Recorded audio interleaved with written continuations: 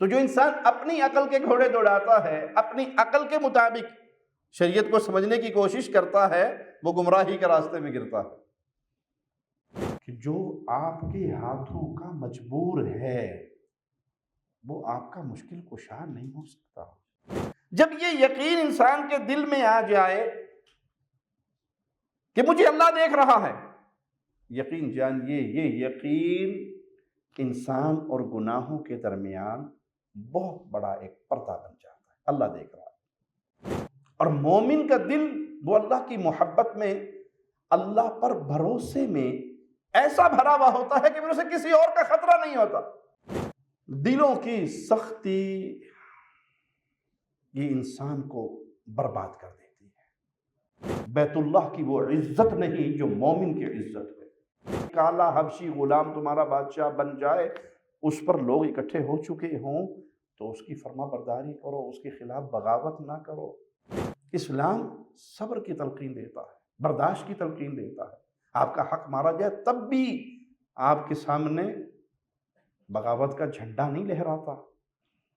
السلام علیکم ورحمۃ اللہ وبرکاتہ۔ ان الحمد للہ نحمده ونستعینه ونستغفره ونعوذ باللہ من شرور انفسنا ومن سیئات اعمالنا من يهده الله فلا مضل له ومن يضلل فلا هادي له أشهد أن لا إله إلا الله وحده لا شريك له وأشهد أن محمدا عبده ورسوله أما بعد۔ اللہ مالک نے قرآن حکیم میں کئی واقعات سابقہ امتوں کے کئی قصص بیان کیے ہیں، جس میں ہمارے لیے عبرت ہے، نشانیاں ہیں، ہدایت کے دروس ہیں۔ انہی واقعات میں سے گائے کا قصہ بھی ہے۔ بنو اسرائیل میں ایک شخص جو بڑا مالدار تھا، اس کی اولاد کوئی نہیں تھی، ایک بھتیجا تھا۔ بھتیجے نے اپنے چچا کو قتل کر دیا اور لاش کسی اور کے دروازے پہ لا کر پھینک دی تاکہ وہ سارا الزام اس پہ لگ جائے اور یہ بچ جائے، اور خود ہی صبح کو قاتل تلاش کرنے کے لیے نکل پڑا اور لوگوں پر تہمتیں لگانے لگا۔ اب یہ دو قبیلے تھے، فتنہ اتنا پھیلا کہ قریب تھا ان دو قبیلوں کے درمیان جنگ ہو جائے۔ تو قبیلے کے عقل مند لوگوں نے کہا کہ ہمیں جھگڑا کرنے کی کیا ضرورت ہے، ہمارے درمیان اللہ کے نبی موجود ہیں، تو ہم اللہ کے نبی کے پاس جاتے ہیں، اپنا سارا یہ قصہ ان کے سامنے رکھتے ہیں اور ان سے فیصلہ لیتے ہیں۔ تو موسیٰ علیہ السلام نے اللہ کے حکم سے انہیں گائے ذبح کرنے کا کہا، لیکن بنو اسرائیل کی عادت جھگڑالو عادت تھی، زیادہ سوال کرنے، زیادہ جھگڑا کرنا، زیادہ بحث کرنی۔ تو اللہ کی طرف سے حکم آیا کہ گائے ذبح کر دو۔ خیر اسی میں ہے کہ جب اللہ کی طرف سے حکم آئے تو فوراً سر جھکا کے مان لو، اس پہ عمل کر لو، اس پہ اپنی طرف سے کریدو نہیں، بحث نہیں کرو، مزید اپنی طرف سے سوالات کر کے اپنے آپ کو مشکل میں نہ ڈالو۔ جیسے رسول اللہ صلی اللہ علیہ وسلم نے فرمایا کہ اے ایمان والو، تم پہ اللہ نے حج فرض کیا ہے۔ تو ایک صحابی کھڑے ہوئے کہ اللہ کے نبی صلی اللہ علیہ وسلم کیا ہر سال حج ہے؟ تو آپ نے کہا اگر میں یہ کہہ دیتا کہ ہر سال حج ہے، تم پہ ہر سال فرض ہو جاتا اور تمہارے اندر حج کرنے کی طاقت نہ ہوتی۔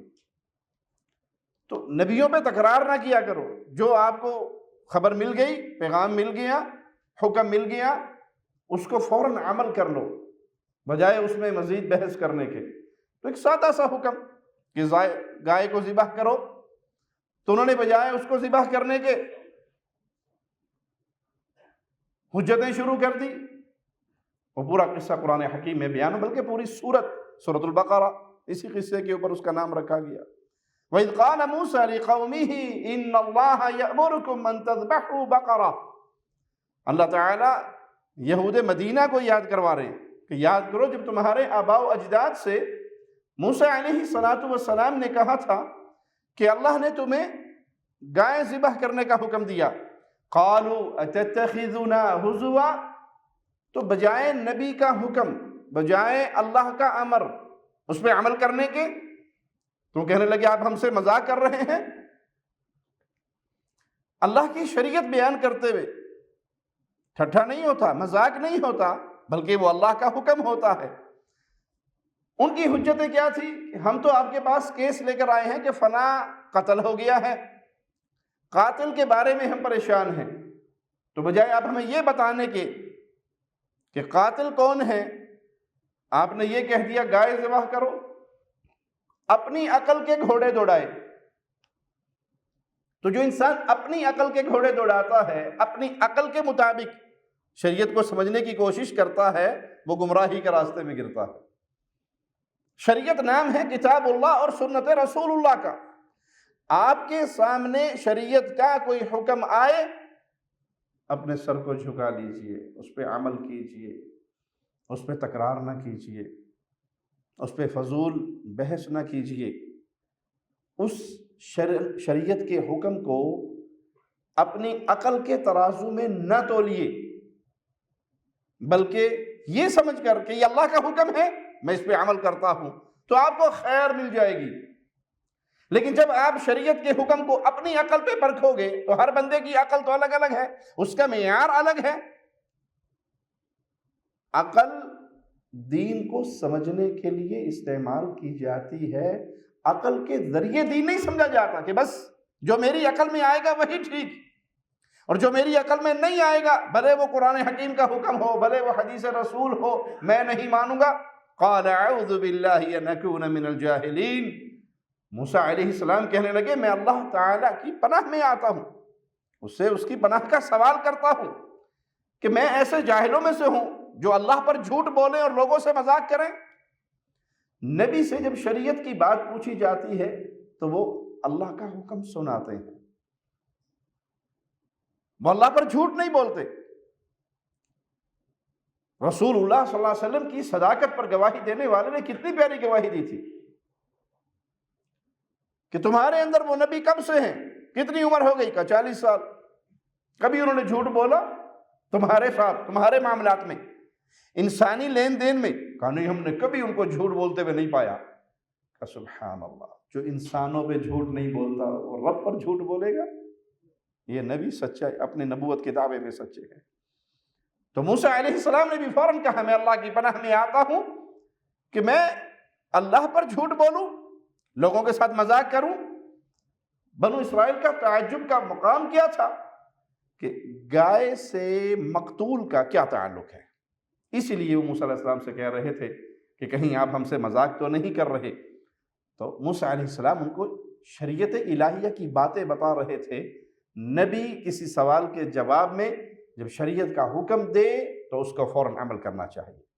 اللہ تعالیٰ نے گائے ذبح کرنے کا اس لیے حکم دیا کہ جب بنی اسرائیل کو اللہ نے نجات دی تھی فرعون کے مظالم سے، بیٹیوں کو قتل کرتا، بیٹیوں کو زندہ چھوڑتا تھا، بیٹوں کو قتل کرتا تھا، کیا کچھ ظلم نہیں کیا اس نے. تو بنی اسرائیل نے سامری کے پیچھے لگ کر ایک بچڑے کی پوجا شروع کر دی تھی، بت بنایا تھا لوگوں کے زیورات سے، گائے بنا کر سامری نے ان کو دے دی اور اس کے آگے پیچھے سوراخ رکھ دیا جس میں ہوا کا دخول ہوتا اور اس سے آواز سی نکلتی، اور گمراہ کیا لوگوں کو، اور وہ گائے کی پوجا پہ لگ گئے. فَأَخْرَجَ لَهُمْ عِجْلًا جَسَدًا لَهُ خُوَارٌ. پھر اس نے لوگوں کے لیے ایک بچڑے کا بت بنایا جس میں سے آواز نکلتی تھی. تو دلوں میں گائے کی محبت پیدا ہو چکی تھی، تو اللہ تعالیٰ اس ذبح کے ذریعے ان کے دل سے گائے کی اس محبت کو نکالنا چاہتا تھا. ان کا تعلق اس گائے سے جڑ گیا تھا. اور اتنے گمراہ ہو گئے تھے کہ اسی بچڑے کو معبود بنا بیٹھے تھے. فَقَالُوا هَذَا إِلَٰهُكُمْ وَإِلَٰهُ مُوسَىٰ، یہ تمہارا بھی الہ ہے اور نعوذ باللہ یہ موسیٰ کا بھی الہ ہے، لیکن موسیٰ بھول گئے اپنے الہ کو. یہ ہے الہ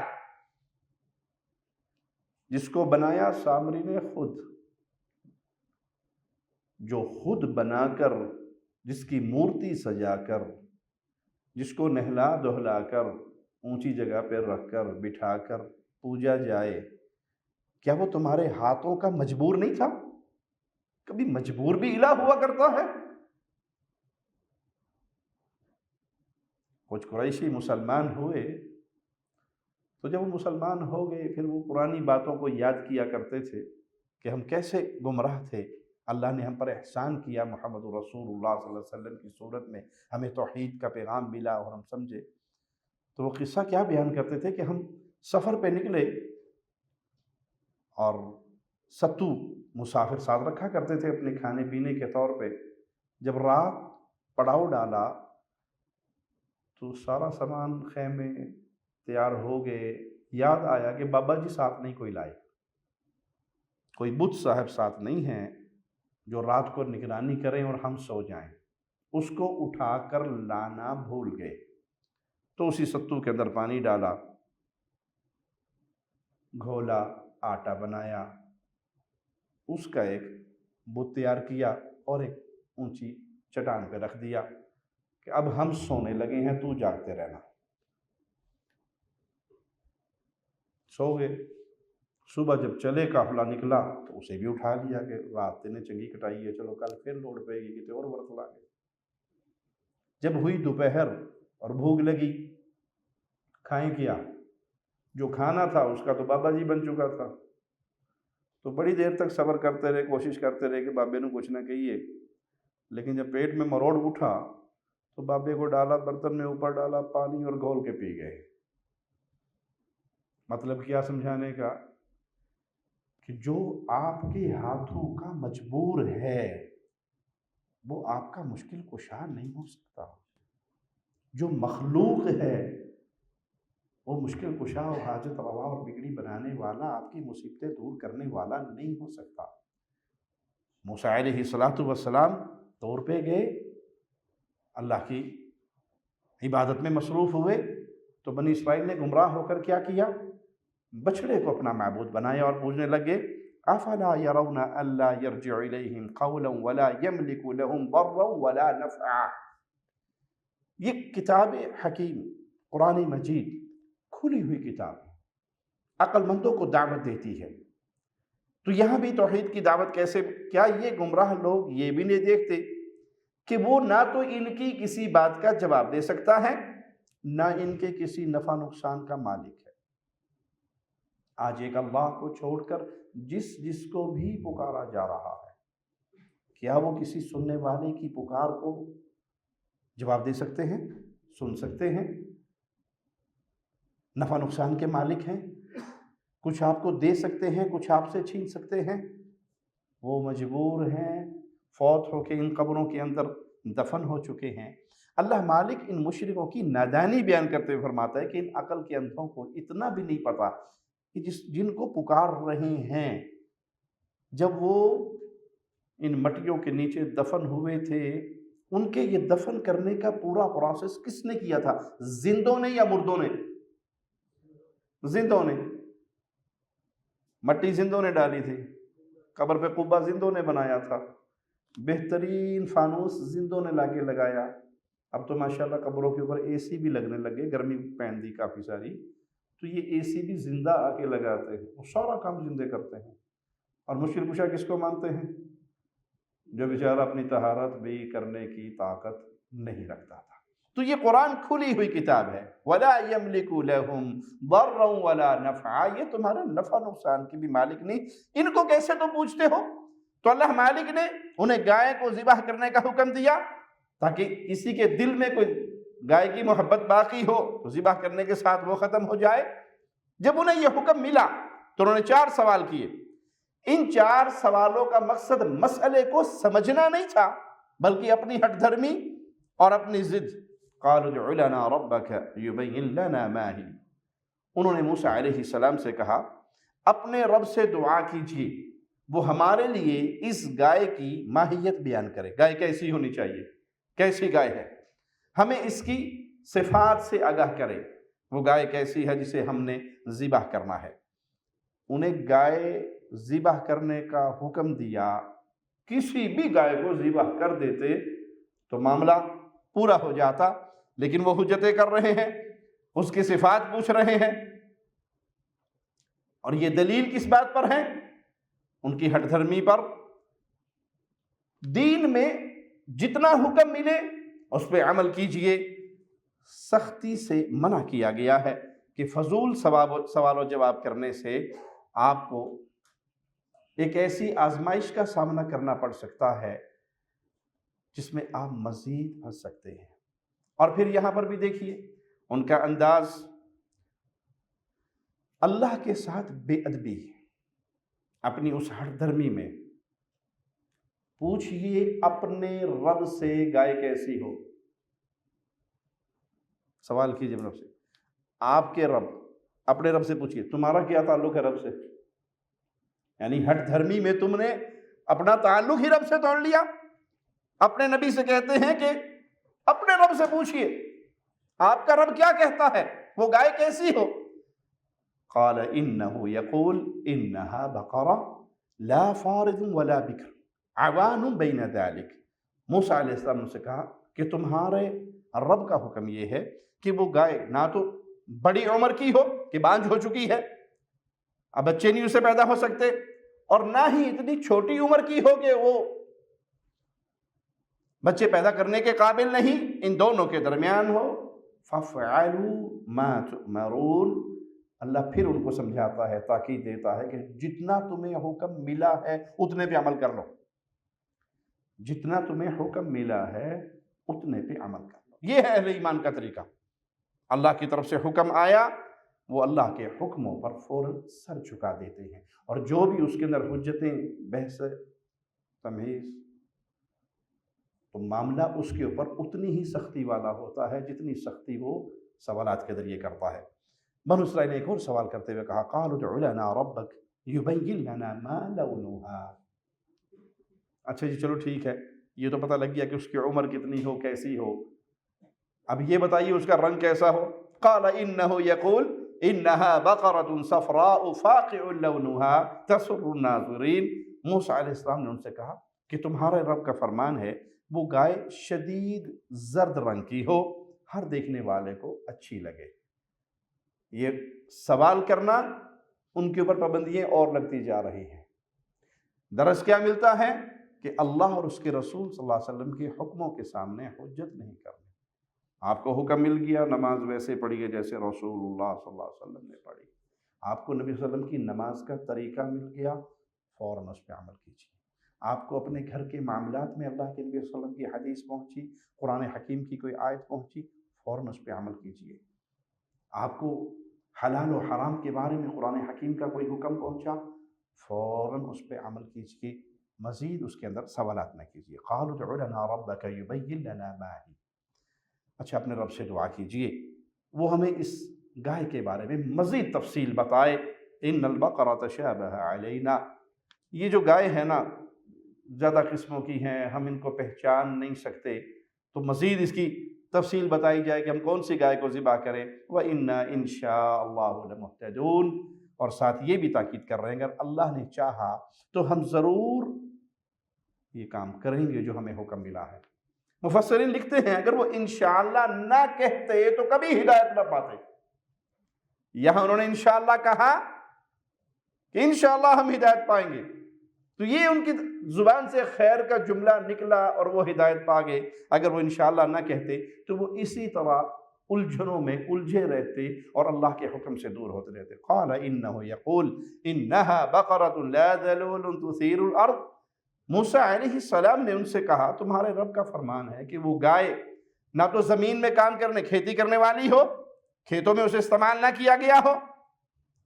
ذلول سے مراد اس سے اتنا کام کروایا گیا ہے کہ وہ خود کام کرتی ہے، یعنی اسے مارنا نہیں پڑتا، اسے سمجھا دیا گیا اور وہ سمجھ گئی کہ کہ یہ میری ڈیوٹی ہے، میں نے یہ کام کرنا ہے، اسے مجبور نہیں کرنا پڑتا۔ وَلَا تَسْقِ الْحَرْثَ، اور نہ ہی کھیتوں میں پانی پلانے کا کام اس سے لیا گیا ہو، پانی رکھ کے اس کو کھیتوں کی طرف بھیجا گیا ہو۔ مُسَلَّمَةٌ لَا شِيَةَ فِيهَا، وہ تندرست ہو، اس میں کوئی عیب اور کمی نہ ہو، اور نہ ہی اس کے رنگ میں اس رنگ کے علاوہ کسی اور رنگ کا کوئی داغ ہو۔ قَالُوا الْآنَ جِئْتَ بِالْحَقِّ، اتنی بحث، اتنے سوالات کے بعد پھر کیا انہوں نے کہا کہ ہاں ہون گل سمجھ آئی، اب آپ نے سچی بات، اب آپ نے ساری تفصیلی بات ہمیں سمجھا دی، بڑا باریک اس کا وصف بیان کر دیا، اب ہمیں سمجھ آ گئی۔ فَذَبَحُوهَا وَمَا كَادُوا يَفْعَلُونَ، اتنی بحث کرنے کے بعد، اتنی تفصیل پوچھنے کے بعد پھر جا کے انہوں نے ذبح کی اور اللہ کے حکم کی تکمیل کر لی۔ یہاں اللہ تعالیٰ نے ان کو جو گائے ذبح کرنے کا حکم دیا، معاملہ کیا تھا، ایک شخص قتل کیا گیا، آپس میں وہ اختلاف کرنے لگے، ایک دوسرے پر تہمتیں لگانے لگے، قاتل اپنے گناہ کو چھپا رہا ہے، وہ اعتراف نہیں کر رہا، دوسروں پر تہمتیں لگ رہی ہیں، تو اللہ مالک ان کے سامنے یہ معاملہ واضح کرنا چاہتا ہے۔ یہاں درس ہے کہ انسان لوگوں کے سامنے جتنا بھی چھپ جائے، مسلمان کو خاص طور پہ یقین رکھنا چاہیے، سب کے سامنے دھوکہ، جھوٹ، فریب کا سہارا لیا جا سکتا ہے۔ خالق و مالک میرے ایک ایک عمل سے واقف ہے، وہ مجھے جان رہا ہے، اس کے سامنے کوئی چیز چھپی بھی نہیں ہے۔ کسی کے سامنے آپ جھوٹ بول سکتے ہیں، جی وہ یہ نہیں تھا، یوں ہوا تھا، یوں نہیں ہوا تھا، یوں ہوا تھا، لیکن اللہ کے سامنے اللہ تو آپ کے ہر چھوٹے بڑے عمل کو جان رہا ہے، ہر خفیہ اور ظاہر عمل کو جان رہا ہے، تو کبھی بھی انسان اللہ کی نظروں سے چھپ نہیں سکتا۔ جب یہ یقین انسان کے دل میں آ جائے کہ مجھے اللہ دیکھ رہا ہے، یقین جانیے یہ یقین انسان اور گناہوں کے درمیان بہت بڑا ایک پردہ بن جاتا ہے۔ اللہ دیکھ رہا ہے، اللہ دیکھ رہا ہے۔ اب نا عربوں کے اندر اکثر جھگڑے کے ٹائم اتق اللہ، اللہ سے ڈر جا، یہ جملہ جس کو سمجھ آ گیا اس کی زندگی بھر کے گناہوں کو اللہ معاف فرما دے۔ ایک شخص نے اپنی کزن پہ، جو اس کے پاس اپنی حاجت کے لیے کچھ لینے، پیسے لینے کے لیے آئی، اور اس نے اس کی مجبوری کو استعمال کر لیا، ٹھیک ہے تو بھی مجبور ہے تو میرا بھی کوئی کام کر جا، اور اس پہ جب قابو پا لیا تو اس نے صرف یہی جملہ کہا تھا اتق اللہ، اللہ سے ڈر جا، اور واقعی وہ اللہ سے ڈر گیا۔ اس وقت کوئی تھرڈ پرسن تھا ہی نہیں، کوئی پولیس مین، کوئی گن مین، کوئی کیمرہ مین، کوئی ریکارڈ، کچھ بھی نہیں، تنہائی تھی۔ اس نے کہا جا بھاگ جا، یہ سامان بھی لے جا، اور میرے دل میں واقعی رب کا ڈر آ گیا، میں یہ گناہ نہیں کروں گا، جا چلی جا، اور وہ چلی گئی۔ اب یہ اللہ کے ڈر سے، اس گناہ سے بچنے والا غار کے اندر بند ہو چکا ہے، اور آگے پہاڑ کی چٹان آ کے رک گئی ہے، اور یہ وہاں رب کے سامنے رو کر کہتا ہے کہ اللہ وہ جو گھڑی تھی مجھے کہا گیا تھا اتق اللہ، اللہ سے ڈر جا، اور تیرے ڈر کی وجہ سے میں نے اپنے آپ کو اپنی اس شہوت سے روکا تھا، صرف تیرے لیے، وہاں کوئی دیکھنے والا نہیں تھا، کوئی بلے بلے، کوئی واہ واہ، کوئی سیلفی، کوئی کچھ نہیں تھا، تو اللہ آج مجھے اس مصیبت سے نکال دے۔ رب نے اس پتھر کو ہٹا دیا۔ اللہ کا ڈر یہ چیز ہے، اور مومن کا دل وہ اللہ کی محبت میں، اللہ پر بھروسے میں ایسا بھرا ہوا ہوتا ہے کہ پھر اسے کسی اور کا خطرہ نہیں ہوتا۔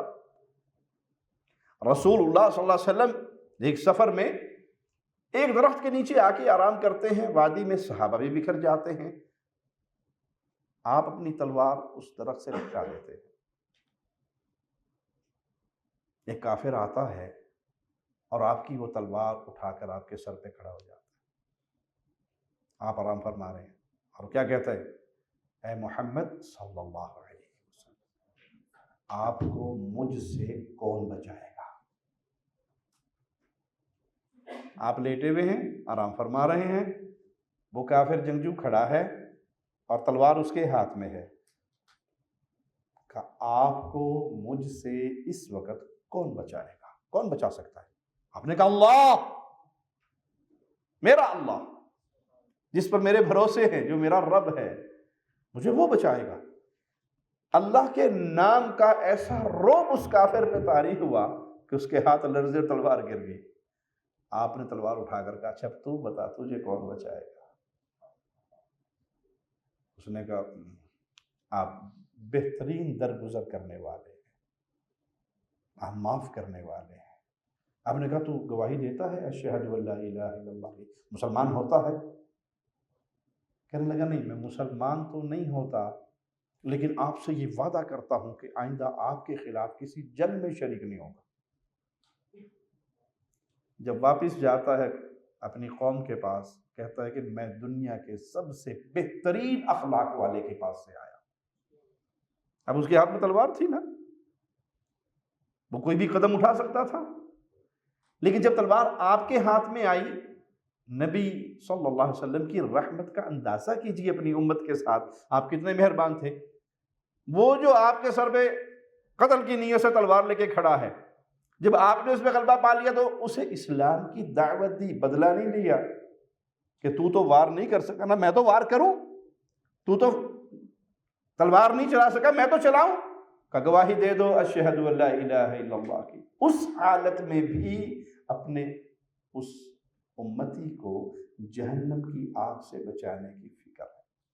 اللہ یہ فکر ہمارے دلوں میں پیدا فرما دے کہ ہم نے اپنے رشتہ داروں کو، اپنے دوستوں کو، اپنے عزیزوں کو، جہاں تک ہماری محنت جاتی ہے وہاں تک ہم نے لوگوں کو جہنم کی آگ سے بچانا، اور اللہ کی قسم توحید کی دعوت دینا لوگوں کو جہنم سے بچانا ہے، آگ سے بچانا ہے۔ یہ تعبیر خود محمد الرسول اللہ نے کی صلی اللہ علیہ وسلم۔ آپ نے فرمایا میری مثال ایسے ہیں جیسے کسی آگ جلانے والے نے آگ جلائی، پروانے اس آگ میں گر رہے ہیں، اور وہ ہاتھوں سے ان پروانوں کو روکتا ہے کہ جل جاؤ گے، نہ گرو اس میں، میں تمہاری پشتوں سے پکڑ پکڑ کے تمہیں جہنم سے نکالتا ہوں، کھینچتا ہوں، اور تم دامن چھڑا چھڑا کے پھر جا کے جہنم میں گرتے ہو۔ آپ نے جہنم سے لوگوں کو بچایا کیسے؟ اس قولوا لا الہ الا اللہ کی دعوت سے۔ یہودی بچہ مرنے کی خبر ملی، بیماری کی خبر ملی، اس کے سرہانے پہنچتے ہی پہلی بات کیا کہی؟ یا غلام قل لا الہ الا اللہ، کہ تو آخری سانسوں میں ہے، لا الہ الا اللہ کے قرار کر لے۔ اس نے اپنے باپ کو دیکھا، باپ نے کہا جو ابو القاسم نے کہا ہے تو بھی کہہ دے، کہتا اشہد ان لا الہ الا اللہ واشہد ان محمد رسول اللہ۔ آپ صلی اللہ علیہ وسلم کا چہرہ پھول کی طرح کھل اٹھا کہ اللہ کا شکر ہے، اللہ نے میرے ذریعے ایک جان کو جہنم سے اور آزاد کر دیا۔ یہ غم ہے پیارے نبی صلی اللہ علیہ وسلم کا، اور یہ غم ہونا چاہیے آپ سے محبت کے ہر دعوے دار کا۔ جو بھائی شرک میں ڈوبے ہوئے ہیں، میں ان تک محبت سے پہنچوں، پیار سے پہنچوں، ہدیے اور تحفے دے کر میٹھے انداز میں ان تک میں پیغام توحید پہنچاؤں۔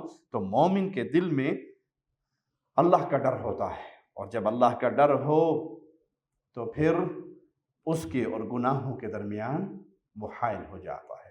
فَقُلْنَا اضْرِبُوهُ بِبَعْضِهَا، اللہ تعالیٰ نے جب انہوں نے گائے ذبح کر لی تو ان کو حکم دیا کہ اس کا ایک ٹکڑا تم مقتول پر مارو۔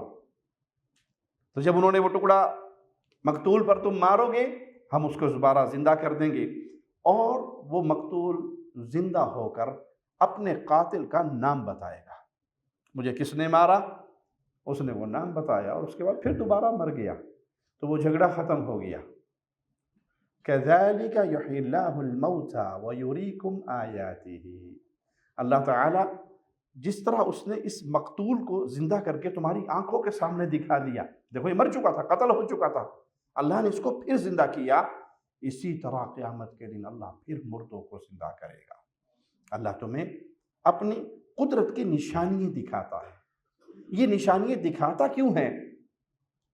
اس نشانیوں کے پیچھے درس کیا ہے؟ لعلکم تعقلون، تم اپنی عقل کو استعمال کرو کہ یہاں سدا نہیں رہنا، مرنا ہے، مر کے مٹی نہیں ہو جانا۔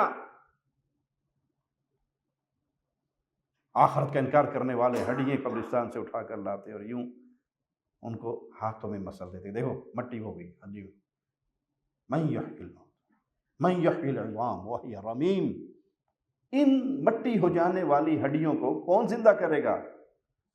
جس نے سب سے پہلے ان کو پیدا کیا تھا، جس نے پہلے پیدا کیا تھا وہ ان کو دوبارہ زندہ کرنے پر قادر ہے۔ تو یہ نشانیاں دکھانے کی حکمت کیا ہے؟ کہ آپ کو یہ پتہ لگ جائے یہ دنیا سدا نہیں ہے، اور دوبارہ زندہ ہونے کا جو تصور ہے وہ کوئی بنایا ہوا تصور نہیں، بلکہ وہ حقیقت ہے۔ اللہ نے ان کو یہ نشانیاں دکھائیں، ثم قست قلوبکم من بعد ذلک، یہ سب نشانیاں دیکھنے کے بعد، نبیوں کے معجزات دیکھنے کے بعد تمہارے دل پھر سخت ہو گئے۔ فَهِيَ كَالْحِجَارَةِ أَوْ أَشَدُّ قَسْوَةً، پتھر کی طرح دل سخت ہو گئے، بلکہ پتھر سے بھی زیادہ دل سخت ہو گئے۔ دلوں کی سختی یہ انسان کو برباد کر دیتی ہے۔ مومن جنت میں جانے والے، ان کے دلوں کا حدیث میں ذکر آتا ہے چڑیا کی طرح نرم دلوں والے۔ چڑیا کا دل کتنا چھوٹا ہوتا ہے، چھوٹا دل یعنی نرم دل والے، بات کو فوراً سمجھ لینے والے، لڑائی جھگڑے کو ختم کر دینے والے، اس دل کو اللہ کی محبت سے بھر لینے والے۔ لیکن جب وہ دل گناہوں کا اماجگاہ بن جائے تو پھر فَهِيَ كَالْحِجَارَةِ أَوْ أَشَدُّ قَسْوَةً، وہ پتھروں کی طرح ہو جاتے ہیں، بلکہ پتھروں سے بھی سخت ہو جاتے ہیں۔ کیوں؟ پتھروں کے بارے میں بھی آتا ہے وَإِنَّ مِنَ الْحِجَارَةِ لَمَا يَتَفَجَّرُ مِنْهُ الْأَنْهَارُ، پتھروں سے تو ایسے پتھر بھی ہیں جن سے نہریں بہتی ہیں، پانی نکلتا ہے۔ جس دل میں اللہ کا ڈر نہیں، جس دل میں رب کا خوف نہیں، جس دل میں اللہ کے سامنے کھڑے ہو کر سوال و جواب کی ذمہ داری کا احساس، یا اس کو یہ یاد بھی کروایا جائے کہ قیامت کا دن ہے نا، کسی نے کسی کے پیسے مارے ہوں تو کیا کہتا ہے؟ دے دو بھائی پیسے، اور نہیں ہے یہ آپ نے ظلم کیا ہے مجھ پہ، کیا کر لو گے؟ قیامت کا دن ہے نا، کہ اچھا قیامت کے دن حساب کرنا تو جیب میں ہیں جو وہ بھی دے دو، اکٹھے ہی حساب کر لینا، معنی دل میں قیامت کا یقین نہیں ہے۔ یہ کہنے والا کہ اگر آپ نے قیامت کے دن حساب کرنا ہے تو تھوڑی جی ڈنڈی اور مار لینے دو، جو ہیں یہ بھی دے دو، اکٹھا وہیں دیکھا جائے گا۔ پھر یہ دل پتھر دل ہے جو قیامت کے تصور سے بھی کانپتا نہیں ہے۔ اور مومن کا دل کیا ہے؟ آپ صلی اللہ علیہ وسلم شدید بیماری کی حالت میں بھی آ کر اپنے صحابہ کے درمیان بیٹھ جاتے ہیں، آخری ایام ہیں، آخری لمحات ہیں، کہ اگر میں نے کسی پر کوئی زیادتی کی ہو تو بدلہ لینا چاہو تو مجھے آج بدلہ لے لو، قیامت کے دن نہ پکڑنا، میں کوئی کسی کا بدلہ قیامت کے دن نہیں دے سکتا۔ من کان لہ علی اخیہ مظلمہ، کسی نے کسی پر کوئی ظلم کیا ہے، آج اس ظلم کو، معاملات کو صاف کر لو۔ اس وقت کے آنے سے پہلے جب کسی کی جیب میں کوئی درہم و دینار نہیں ہوگا، جب کسی کے پاس کوئی پیسے نہیں ہوں گے، اس وقت کی پکڑ سے پہلے آج معافی مانگ لو۔ اللہ کے نبی صلی اللہ علیہ وسلم اس حالت میں بھی اپنے آپ کو پیش کر دیتے ہیں۔ ایک صحابی کھڑے ہو جاتے کہتے جی بالکل آپ نے اجازت دی ہے تو پھر مجھے بدلہ لینے دیں، آپ نے جنگ کے موقع پر صفیں سیدھے کرتے ہوئے میرے پیٹ پہ لاٹھی ماری تھی، دل چاہتا ہے میں بھی بدلہ لے لوں۔ صحابہ پہلے ہی نبی صلی اللہ علیہ وسلم کی جدائی کے غم میں آنکھوں میں آنسو ہیں، دل غم سے بھرے ہوئے ہیں، اس کی طرف دیکھتے ہیں یہ کون ہے؟ آپ کہتے ہیں آ جاؤ آگے لے جاؤ، کہ آپ کے پیٹ پہ کپڑا ہے، میرا پیٹ اس دن ننگا تھا، آپ نے اپنے پیٹ سے کپڑا اٹھا لیا۔ کہا آپ کے ہاتھ میں لاٹھی تھی، میرے ہاتھ میں لاٹھی نہیں، آپ نے کہا اس کو بھی لاٹھی دے دو۔ وہ لاٹھی لے کے آگے بڑھتا ہے، صحابہ کی سسکی بلند ہوتی ہے اور وہ قریب آتا ہے، لاٹھی پھینکتا ہے، آپ کے جسم مبارک سے چپک جاتا ہے، اپنی گالوں کو مصطفیٰ علیہ السلام کے بطن مبارک سے لگاتا ہے، آنکھوں سے آنسو ہیں۔ آپ کہتے ہیں یہ کیوں کیا یہ؟ اللہ کے نبی صلی اللہ علیہ وسلم آخری لمحات ہیں، دل میں آیا کہ جدائی کے لمحے ہیں، میں اپنے چہرے کو آپ کے مبارک جسم سے لگا دوں، ہو سکتا ہے اللہ اس چہرے کو جہنم کی آگ پہ حرام کر دے۔ لیکن آپ نے اپنے آپ کو پیش کیا، ٹٹولیے، اور اللہ سب سے پہلے کہنے والے کو توفیق دے کہ میرے دل کی حالت کیا ہے۔ یہ ڈرائے جانے پہ ڈر جاتا ہے یا ڈرائے جانے پر بھی کہتا ہے دیکھی جائے گی جو ہوگا، آپ میں ڈٹھی ویسی، یہاں قتل ہو رہے ہیں، کر دو، مارا جا رہا ہے، مار لو، پیسے دبا سکتے، جو کر سکتے ہو فساد کر لو، بھائی قیامت آپ ڈٹھی ویسی ہو سی ویکھی ویسی مولوی اور ڈرا ڈرا کے پہلے ساڈا ترو کڈیا ہوا ہے، جب ہوگا تو دیکھا جائے گا۔ نہیں، یہ مومن کا حال نہیں، یہ اس کا حال ہے جس کا دل پتھر ہو چکا ہے، بلکہ پتھروں سے بھی کیا گزرا کہ پتھروں سے تو پانی بہتا ہے۔ وَإِنَّ مِنْهَا لَمَا يَشَقَّقُ فَيَخْرُجُ مِنْهُ الْمَاءُ، اور بعض پتھر پھٹ جاتے ہیں اور ان سے پانی نکل آتا ہے۔ وَإِنَّ مِنْهَا لَمَا يَهْبِطُ مِنْ خَشْيَةِ اللَّهِ، اور بعض پتھر ایسے ہیں جو اللہ کے ڈر سے اونچے پہاڑوں سے گر جاتے ہیں۔ وَمَا اللَّهُ بِغَافِلٍ عَمَّا تَعْمَلُونَ، جو کچھ تم کر رہے ہو تمہارے اعمال سے اللہ غافل نہیں ہے۔ اللہ اکبر، اللہ تمہارے اعمال سے غافل نہیں ہے۔ جس کو یہ یقین آ جائے کہ میں جو کچھ کر رہا ہوں وہ مالک میرے اعمال سے غافل نہیں، وہ میرے دلوں کے رازوں کو جانتا ہے، وہ میری زبان سے نکلی ہوئی باتوں کو جانتا ہے، وہ میرے ارادوں کو جانتا ہے، وہ میرے اعمال اور افعال کو دیکھ رہا ہے۔ کیا خیال ہے؟ پھر یہ ہوتا ہے کہ فجر کی نماز مستقل انسان پڑھے ہی نہ، یا پڑھے بھی تو احسان کرتا ہوا اسلام پہ 8-9 بجے اٹھ کے پڑھ لے۔ جس کو پتہ ہو کہ اللہ میرے عملوں سے غافل نہیں ہے، سب کچھ دیکھ رہا ہے، پھر بہنوں کا حق مارے گا؟ پھر کسی کا ناحق خون بہائے گا؟ یہ آپ دیکھتے نہیں ہیں، سیاسی جلسے ہوتے ہیں، سیاسی جلوس ہوتے ہیں، کچھ نہیں پتا کون ہے کون نہیں، بس یہ ہے کہ جلوس والوں کی پولیس والوں سے لڑائی ہوگی، اب وہ پولیس والوں کو مار رہے ہیں اور ان کے اوپر فائرنگ کر رہے ہیں، پتھر مار رہے ہیں، ادھر سے ادھر مارا جا رہا ہے، ادھر سے ادھر مارا جا رہا ہے، اور جب جلوس ٹھنڈا ہوتا ہے، ہاں جی 10 پولیس والے مارے گئے، 15 عوام ماری گئی۔ یہ خون گاجر مولی ہے، پانی ہے، گرا دو گے تو کوئی پوچھنے والا نہیں ہے۔ ارے بھائی، مومن کی عزت کتنی ہے، مومن کی خون کی، مومن کی عزت کا معیار کیا ہے؟ بیت اللہ کی وہ عزت نہیں جو مومن کی عزت ہے، اس کی عزت بیت اللہ سے بھی زیادہ ہے۔ اور وہ عزت یوں پامال کی جائے کہ جس کو مرضی قتل کر دو، جس کا مرضی گلا گھونٹ دو، جس کے ساتھ مرضی بدکاری کر لو، جس مرضی کی بچی کو اغوا کرو اور 4 دن اس کے ساتھ بدمعاشی کرتے ہوئے پھر اسے زہر دے کے مار کے لاش کوڑی پہ پھینکو۔ تمہیں اللہ نہیں دیکھ رہا؟ تمہارے ان عملوں سے اللہ غافل نہیں ہے؟ غافل نہیں ہے کہ مطلب کیا؟ کہ پھر قیامت کے دن اس کا سوال ہونا ہے، دنیا کے اندر بھی اور آخرت کے اندر بھی۔ تو کبھی بھی اپنے آپ کو ظلم کے راستے پہ نہ چلائیے، کبھی بھی اپنے آپ کو بغاوت کے راستے پہ نہ چلائیے، کبھی بھی اپنے آپ کو اندھے قتل کی طرف نہ لے کر جائیے۔ یہ جلسوں جلوسوں میں شریک ہونا، یہ قتل و غارت کا حصہ بننا، اس کا میرے ایک ایک عمل کا میں جواب دہ ہوں۔ میرے ہاتھ اور میری زبان سے دوسرا مسلمان محفوظ رہنا چاہیے، لیکن آپ کسی تنظیم، کسی پارٹی کے حق میں نکل کے جلوس نکالتے ہیں اور کسی کی گاڑیاں توڑ دیتے ہیں، کسی کا گھر جلا دیتے ہیں، یہ مخالف پارٹی والے ہیں ان کے، یا حکومت کے خلاف بغاوت کرتے ہیں۔ اس کا درس آپ کو کس نے دیا؟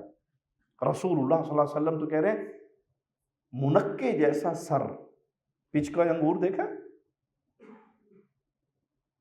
کشمش بڑے سائز کی، اس طرح کے سر والا بھی کالا حبشی غلام تمہارا بادشاہ بن جائے، اس پر لوگ اکٹھے ہو چکے ہوں تو اس کی فرما برداری کرو، اس کے خلاف بغاوت نہ کرو، اس کے خلاف بغاوت کا راستہ اختیار نہ کرو، اگرچہ وہ ظلم کرے صبر کرو، اس کے ظلم پر بھی صبر کرو۔ نہیں جی مولوی صاحب آپ نے یہ کیا بات کی، ظلم، وہ ظلم کر رہے تو ہم بدلہ نہ لیں؟ یہ میری بات نہیں ہے، یہ رسول اللہ صلی اللہ علیہ وسلم کا فرمان ہے۔ حاکم ظالم بھی ہو تو صبر کرو، اس کے خلاف بغاوت کی اجازت کیوں؟ بغاوت کا نتیجہ کیا نکلتا ہے؟ جو نکل رہا، جہاں جہاں بغاوتیں ہوئی آپ دیکھ لیں، ہزاروں نہیں لاکھوں مارے گئے، کروڑوں بے گھر ہو گئے، ملک برباد ہو گئے۔ پیچھے کیا ہے؟ مہنگائی کے خلاف جلوس نکلے تھے، یہاں سے بغاوت چلی تھی اور کہاں تک پہنچی کہ ملکوں کے ملک برباد کر۔ اسلام صبر کی تلقین دیتا ہے، برداشت کی تلقین دیتا ہے۔ آپ کا حق مارا جائے تب بھی آپ کے سامنے بغاوت کا جھنڈا نہیں لہراتا۔ ہاں، جب تک حاکم کھلا کفر نہیں کرتا تب تک اس کی فرما برداری کرو۔ اگر وہ کھلا کفر بھی کر رہا ہے اب اس کی فرما برداری نہیں ہوگی، لیکن بغاوت کا راستہ اختیار کر کے آپ عورتوں کی عزت پامال ہو، بچوں کا خون بہے، بوڑھوں کو مارا جائے، لوگوں کے کاروبار برباد کریں اور آپ ایک دنگا اور فساد کی آگ چلائیں، اس کا حکم نہیں دیا اسلام نے، اس کا درس نہیں دیا اسلام نے۔ یہ راستہ اہل ایمان کا راستہ نہیں ہے، یہ شر کا راستہ ہے، یہ شریروں کا راستہ ہے، اس راستے سے خیر نہیں آتا۔ اور جنہیں آپ تو مجھے لگتا ہے کوئی درباری ملا ہوں گے یا کوئی سرکاری ملا ہوں گے، کلمہ حق کہنا بادشاہ کے سامنے بہت بڑا جہاد ہے۔ بھائی بادشاہ کے سامنے، ممبروں پہ نہیں، گلی کوچوں میں نہیں، بازاروں میں نہیں۔ حدیث میں آتا ہے کہ آپ اپنے حاکم میں کوئی ایسی چیز دیکھتے ہیں جو شریعت کے خلاف لگتی ہے، اس کے پاس جائیے، اس کا ہاتھ پکڑیے، اسے ایک کونے میں لے جائیے، اس کو نصیحت کیجئے۔ یہ ہے وہ جہاد، یہ ہے وہ کرنے والا کام۔ اگر وہ آپ کی نصیحت کو مان لے تو بالکل ٹھیک ہے، الحمدللہ، اور اگر نہ مانے تو کم از کم آپ نے اپنی ذمہ داری ادا کر دی۔ لیکن جلسوں میں، جلوسوں میں، سڑکوں پہ، پبلک پوائنٹ میں، لوگوں کے سامنے آوازیں بلند کرنا، لوگوں کو بغاوت پہ ابھارنا، لوگوں کو پولیس فوج کے خلاف اٹھانا اور جلسے جلوسوں کی تحریک برپا کرنا جس سے لوگوں کا خون بہے، لوگوں کا مال برباد ہو کہ جی ہمارے حقوق کی جنگ ہے، اسلام کی یہ تعلیم نہیں ہے۔ یہ اغیار کے نظاموں کا حصہ تو ہے لیکن یہ اسلام کا نظام نہیں ہے۔ یہ اسلام کی، اللہ تعالیٰ نے موسیٰ علیہ السلام کو بھیجا فرعون کی طرف، کیا کہا؟ اس کے پاس جاؤ۔ کس کے پاس؟ جو کیا کہتا ہے انا ربکم الاعلی، جو رب بنا بیٹھا ہے، ربوبیت کا دعویٰ کر رہا ہے، اس کے پاس جا کر اسے تبلیغ کرنے کا حکم دیا۔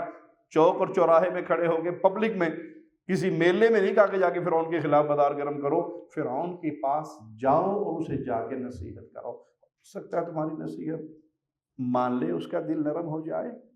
تو بھائی شریعت کے راستوں پہ چلیے، لوگوں کے اوپر ظلم و ستم سے اپنے ہاتھ کو روکیے، کسی کے ناحق خون کے اندر اپنے ہاتھ کو ملوث نہ کیجیے، اور اللہ سے اپنے گناہوں کی معافی مانگیے۔ اللہ ہمیں کتاب اللہ و سنت رسول اللہ پر چلنے کی توفیق عطا فرمائے، زندہ رکھے تو ایمان کی بہترین حالت میں رکھے، موت دے تو اس حال میں کہ اللہ ہم سے راضی ہو، ہم اپنے اللہ سے راضی ہوں۔ اقول قولی ھذا واستغفر اللہ لی ولکم ولسائر المسلمین۔